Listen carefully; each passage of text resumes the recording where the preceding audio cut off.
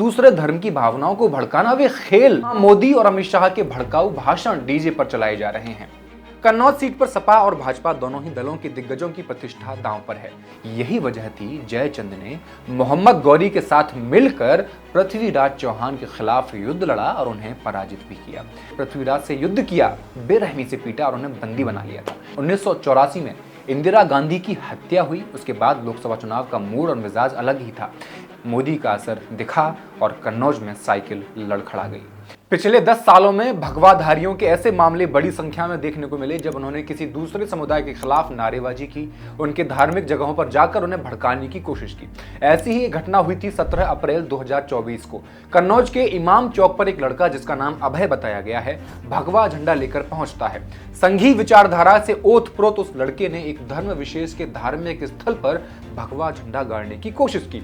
यह महज झंडा गाड़ने की कोशिश नहीं, बल्कि चुनाव के दौरान जबकि आचार संहिता लगी हुई है, उसने दंगा भड़काने की कोशिश की है। हमारे युवाओं के दिमाग में भाजपा ने इस कदर जहर भर दिया है कि न तो अब उन्हें सही की पहचान है न गलत की। हद तो तब हो गई जब इसी लड़के अभय ने यह हरकत की महज 100 रुपए की शर्त के लिए। यह घटना अब इस बात की तस्दीक करती है कि संघ की विचारधारा इस कदर नई पीढ़ी के दिमाग में घर कर गई है कि दूसरे धर्म की भावनाओं को भड़काना वे खेल या कहें सट्टा लगाने की तरह आम और दिलचस्प लगने लगा है। संघ निसंदेह इसे अपनी सफलता की तरह देख रहा होगा। त्योहारों को देखने का नजरिया ही बदल दिया गया है। त्योहारों पर बड़े बड़े डीजे का इस्तेमाल भाजपा के प्रचार के लिए किया जा रहा है। शिवरात्रि के मौके पर सब कुछ है, लेकिन उस मेले में शिव की कोई बात नहीं है। वहां मोदी और अमित शाह के भड़काऊ भाषण डीजे पर चलाए जा रहे हैं। वही भाजपा वालों की घिसी पीटी रणनीति, हिंदू मुसलमान करो, हिंदुस्तान पाकिस्तान करो और चुनाव में भोली भाली जनता का ब्रेन वॉश करके वोट हासिल कर लो। कन्नौज में ऐसी काफी घटनाएं पिछले 5 सालों में देखने को मिली जब हिंदू मुसलमान करने की कोशिश की गई। जाहिर है ये सब तब हुआ जब सुब्रत पाठक यहां से सांसद चुने गए और एक बार फिर 24 के लोकसभा चुनाव में सुब्रत पाठक ही भाजपा के उम्मीदवार हैं। हालांकि कन्नौज की संसदीय सीट समाजवादी पार्टी का एक गढ़ रही है। 1998 से 2014 के बीच 16 साल में सपा 7 मुकाबलों में जीती। 2 बार उपचुनाव हुए, उनमें भी सफल रही। सपा को फर्श से अर्श तक पहुंचाने वाले मुलायम सिंह यादव ने जब 2000 में कन्नौज को अलविदा बोला, तब बेटे अखिलेश यादव को गद्दी सौंप दी थी। 2012 में जब अखिलेश प्रदेश के मुख्यमंत्री बने तो उन्होंने पत्नी डिंपल यादव को उपचुनाव में निर्विरोध निर्वाचित करवाया। इस तरह जब जब मुलायम परिवार का कोई सदस्य कन्नौज सीट से हटा, बदलाव हुआ, सीट उसे ही मिली। एक बार प्रदीप कुमार यादव और मुलायम सिंह यादव, 3 बार अखिलेश यादव, 2 बार डिंपल यादव। लेकिन 2019 की कांटे की लड़ाई में भाजपा सपा का गढ़ तोड़ने में कामयाब हुई थी। सुब्रत पाठक ने डिंपल यादव को 12,353 वोटों से हरा दिया था। लेकिन कहानी में अब ट्विस्ट है। 2024 के चुनाव में इंडिया गठबंधन से यहां प्रत्याशी हैं उत्तर प्रदेश के पूर्व मुख्यमंत्री अखिलेश यादव। हंटर हूटर और काफिला, हंटर हूटर और काफिला लेकर छाने वाले हैं, जाएगा घनघोर अंधेरा, भैया आने वाले हैं। नॉमिनेशन से पहले अखिलेश यादव ने अपने एक्स हैंडल से एक पोस्ट कर कहा, सुगंध की नगरी सकारात्मक राजनीति के जवाब के रूप में नकारात्मक राजनीति करने वाली बीजेपी को जिस तरह की पराजय की ओर ले जा रही है, इतिहास में उसे कन्नौज क्रांति के नाम से जाना जाएगा। जनतंत्र में जनता की मांग ही सर्वोपरि होती है। कन्नौज के हर गांव, गली, गलियारे से जो आवाज उठ रही है, सपा और इंडिया गठबंधन के स्थानीय नेताओं और कार्यकर्ताओं की भी पुरजोर मांग है, वह सिराखों पर। जाहिर है अखिलेश का इशारा नेताओं और कार्यकर्ताओं की उसी मांग की ओर है जिसमें वह सपा प्रमुख के खुद चुनाव लड़ने की मांग कर रहे थे। अखिलेश के नामांकन के बाद सुब्रत पाठक का बयान आया कि अब कन्नौज में भारत पाकिस्तान का मैच होगा। इस पर अखिलेश यादव ने कहा कि कन्नौज में वह ना तो बॉल कर पाएंगे और न ही बैट चला पाएंगे। समाजवादी लोग पहले ही बॉल पर छक्का मार देंगे। सुनिए अखिलेश ने कन्नौज की जनता से क्या क्या कहा। देखो पत्रकार भाइयों, न वो बॉल फेंक पाएंगे न बैट घुमा पाएंगे, अगर पहली बॉल पे छक्का न मारा तो हम समाजवादी लोग नहीं हैं और 6 की 6 बॉलों पे छक्का मारेंगे। कन्नौज सीट पर सपा और भाजपा दोनों ही दलों के दिग्गजों की प्रतिष्ठा दांव पर है। इस बार की ये लड़ाई एक तरफा रहेगी या होगा घमासान? डिंपल यादव की हार का बदला क्या अखिलेश यादव ले पाएंगे? क्या कहते हैं जातीय समीकरण? ये सब जानेंगे, लेकिन उससे पहले कन्नौज को समझने की कोशिश करते हैं। नमस्कार, मैं हेमंत और आप देख रहे हैं पॉलिटिक्स। शाहजहां और मुमताज की प्रेम कहानी से भी करीब 500 साल पहले कन्नौज की राजकुमारी संयोगिता और दिल्ली के सम्राट पृथ्वीराज चौहान की प्रेम कहानी अमर है। दरअसल कन्नौज के एक राजा हुए थे जयचंद। संयोगिता जयचंद की ही बेटी थी। किंवदंती के अनुसार पृथ्वीराज के दरबार में पन्ना रे नाम के एक चित्रकार थे जिन्होंने कन्नौज का दौरा किया। उसी दौरान पन्ना रे ने राजा जयचंद और राजकुमारी संयोगिता को पृथ्वीराज चौहान की एक तस्वीर दिखाई थी। इसी चित्रकार ने वापस लौटने पर संयोगिता के चित्र को चित्रित किया और उसे पृथ्वीराज चौहान को दिखाया। कहने की जरूरत नहीं कि पृथ्वीराज चौहान और संयोगिता एक दूसरे की खूबसूरती से विस्मित हो गए। दोनों में प्रेम शुरू होने लगा। चित्रा नदी के किनारे दोनों की मुलाकातें शुरू हुई। प्रेम प्रसंग और आगे बढ़ता कि जयचंद को इसकी भनक लग चुकी थी। जयचंद ने अपनी बेटी के लिए एक स्वयंवर की व्यवस्था करने का फैसला किया। जयचंद ने पृथ्वीराज को छोड़कर सभी राजाओं को निमंत्रण भेजा।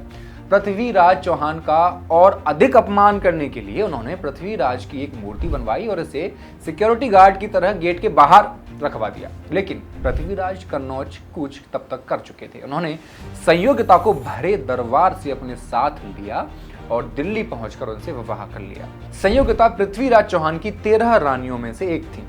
आज के समय से अगर तुलना की जाए तो राजा जयचंद भाजपा की विचारधारा से एकदम विपरीत खड़े नजर आते हैं। यही वजह है कि भाजपाइयों ने राजा जयचंद को लेकर झूठी अफवाहें फैलाकर उन्हें बदनाम किया हुआ है। उन पर लांछन ये लगाया जाता है कि उन्होंने पृथ्वीराज के साथ धोखा किया और मोहम्मद गौरी के साथ मिलकर चौहान को हराया, जबकि बात कुछ और ही है।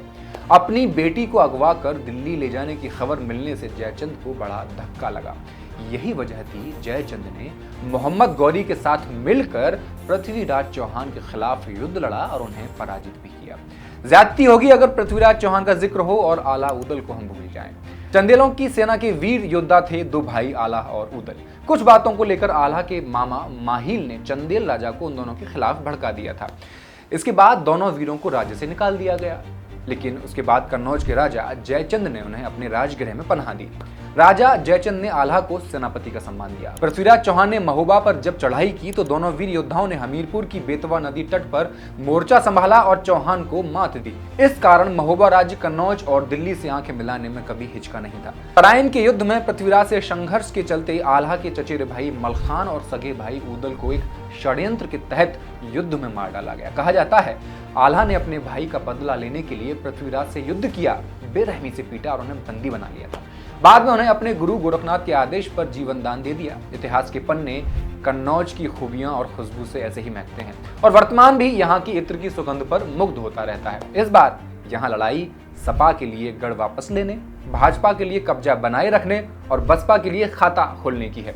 देश में आजादी के बाद पहली बार 1952 में लोकसभा के लिए चुनाव कराए गए। इस चुनाव में कांग्रेस के उम्मीदवार शंभुनाथ मिश्रा ने बाजी मारी।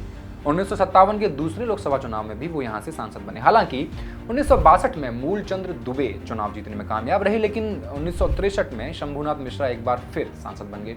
कन्नौज लोकसभा सीट पर कांग्रेस का 15 साल तक लगातार कब्जा रहा, लेकिन समाजवादी विचारधारा के जनक डॉक्टर राम मनोहर लोहिया ने ब्रेक लगा दिया। वहां 1963 में उपचुनाव हुए। लोहिया ने पर्चा भरा और सीट को जीत भी लिया। 1967 में परिसीमन हो गया। कन्नौज अलग लोकसभा सीट बन गई। लोहिया ने इस बार इत्र नगरी से पर्चा भर दिया। सामने कांग्रेस के सत्यनारायण मिश्र थे। बैलगाड़ी और तांगों के जरिए लोहिया वोटर्स तक अपनी बात पहुंचाने निकल पड़ते थे। वोटर्स ने दोनों ही उम्मीदवारों की जमकर परीक्षा ली। आखिरकार 472 वोटों के मामूली अंतर से लोहिया कन्नौज के पहले सांसद बन गए। ये इस सीट पर जीत का अब तक का सबसे कम अंतर है। 1984 में इंदिरा गांधी की हत्या हुई। उसके बाद लोकसभा चुनाव का मूड और मिजाज अलग ही था। इस समय कांग्रेस ने एक नए चेहरे शीला दीक्षित को उतारा। मूलतः पंजाब की रहने वाली शीला की शादी उन्नाव में हुई थी। यूपी की बहू को कन्नौज ने भी मान दिया और शीला पहली बार में ही संसद पहुंच गई, जो बाद में दिल्ली की सीएम की कुर्सी पर भी विराजमान हुई। 84 के बाद कांग्रेस का यहाँ खाता नहीं खुला। 96 में यहाँ पहली बार कमल खिला और भाजपा के चंद्रभूषण सिंह सांसद बने। 1993 में मुलायम सिंह यादव ने सपा बनाई थी। 96 के लोकसभा चुनाव में कन्नौज में उनके उम्मीदवार को मायूसी हाथ लगी। हालांकि इसकी भरपाई कन्नौज ने कुछ ऐसी की ये सीट यादव परिवार का गढ़ बन गई। 1998 में यहां सपा का खाता खुला तो फिर 2014 तक कोई समाजवादी किले में सेंध नहीं लगा पाया। 1999 में खुद मुलायम कन्नौज से सांसद बने। भाजपा ने लड़ाई से बाहर रहकर लोकतांत्रिक कांग्रेस के उम्मीदवार को समर्थन दिया, फिर भी वो 89,000 वोटों से पीछे रह गए। अगले साल मुलायम सिंह ने कन्नौज की सीट छोड़ दी। उपचुनाव हुए, साथ ही मुलायम सिंह के बेटे अखिलेश यादव की सियासत में एंट्री हुई। उपचुनाव में बसपा ने उनके सामने अकबर अहमद डंपी को उतार दिया। सपा ने नारा दिया, पत्थर से ईंट गुलगुली। अल्पसंख्यक उम्मीदवारों को बसपा के पाले में जाने से रोकने के लिए यह दांव था जो काम कर गया। अखिलेश पहली बार में ही संसद पहुंच गए। इसके बाद कन्नौज को वह इतने भाई कि 2004 और 2009 में एक तरफा जीत दिलाकर जनता ने उनकी हैट्रिक लगवाई। 2012 में यूपी का सीएम बनने के बाद जब उन्होंने इस्तीफा दिया तो उनकी पत्नी डिंपल यादव यहां से निर्विरोध सांसद चुनी गई। 2014 के लोकसभा चुनाव में मोदी की सियासी सुनामी में विपक्ष के पांव उखड़ रहे थे। मोदी का असर दिखा और कन्नौज में साइकिल लड़खड़ा गई। डिंपल यादव भाजपा के सुब्रत पाठक से लगभग 20,000 वोटों से जीत तो गई, लेकिन सपा के इस गढ़ की दीवारें दरकने लगी। यहाँ की 5 विधानसभा सीटों में छिबरामऊ, कन्नौज और रसूलाबाद में तो सपा को जीत मिली, लेकिन तिरवा और विधुना में भाजपा को बढ़त मिली। इस खतरे को भांपते हुए 2019 में विपक्ष एक हो गया। सपा बसपा के बीच 27 साल बाद फिर गठबंधन हुआ, यानी जातीय गणित सपा के लिए और मुफीद हो गया, लेकिन केमिस्ट्री नहीं बन पाई। डिंपल 12,000 वोटों से हार गई। 23 साल बाद सुब्रत पाठक ने कमल खिलाकर 21 साल से सपा की मजबूत गढ़ रही कन्नौज पर भाजपा को कब्जा दिला दिया। विधानसभा के 2022 के चुनाव की बात करें तो कन्नौज की 5 विधानसभा सीटों में 4 सीटों पर बीजेपी का कब्जा है, जबकि एक विधुना सीट सपा के खाते में है। स्थानीय स्तर पर सुब्रत पाठक तब भी बहुत ज्यादा मजबूत उम्मीदवार नहीं थे। 2019 में जातीय ध्रुवीकरण के अलावा मोदी फैक्टर उनके काम आया था। 2017 में यूपी में अखिलेश यादव की सरकार चली गई, इस कारण से भी उनकी पकड़ कमजोर हो गई थी। एक कारण यह भी था कि इस सीट पर सपा को लगातार जीत मिल रही थी, तो इसलिए 2019 में सपा डिंपल यादव को लेकर ओवर कॉन्फिडेंस में रही। इसका भी नुकसान हुआ था। सुब्रत पाठक साल 2009 में कन्नौज की लोकसभा सीट से ही अखिलेश यादव के खिलाफ चुनाव लड़े थे और हार गए थे। तब उन्हें बीएसपी उम्मीदवार महेश चंद्र वर्मा से भी कम वोट मिले और तीसरे नंबर पर रहे। साल 2014 में डिंपल यादव के खिलाफ चुनाव लड़े, फिर हार गए, लेकिन इस बार अखिलेश के जीतने की संभावना बहुत ज्यादा है। जैसा कि पहले बताया, सुब्रत को मोदी फैक्टर का फायदा मिला था, लेकिन इस बार अखिलेश यादव से उनका सामना है। जाहिर है उनका ओहदा भी बड़ा है। कन्नौज संसदीय सीट के चुनावी गणित की बात की जाए तो यहाँ मुसलमान और यादव सबसे ज्यादा लगभग 35% हैं। पिछले लोकसभा चुनाव में भाजपा को 49.7% वोट मिला, जबकि सपा को मिलने वाला वोट था 48.6, माने सिर्फ 1.1% का ही अंतर था। 2022 के विधानसभा चुनावों में भाजपा को मिला था 43.8%, सपा को मिला था 41.7%। यहाँ अंतर रहा 2.1% का। मुझे पूरा भरोसा है देश की बड़ी जीतों में, देश की जो बड़ी जीतें होंगी, जो देश की बड़ी जीत होंगी, उसमें कन्नौज का भी नाम आएगा कि कन्नौज की जनता ने भी ऐतिहासिक वोट देकर के जिताने का काम किया है। आपके लिए एक सवाल छोड़े जा रहा हूं, क्या ये 1.1% का अंतर समाजवादी पार्टी दूर कर पाएगी, वो भी तब जबकि प्रत्याशी खुद अखिलेश यादव हैं? कमेंट करके बताइए। वीडियो पसंद आया हो तो दोस्तों के साथ शेयर करें, मॉलिटिक्स को सब्सक्राइब भी कर लें। शुक्रिया।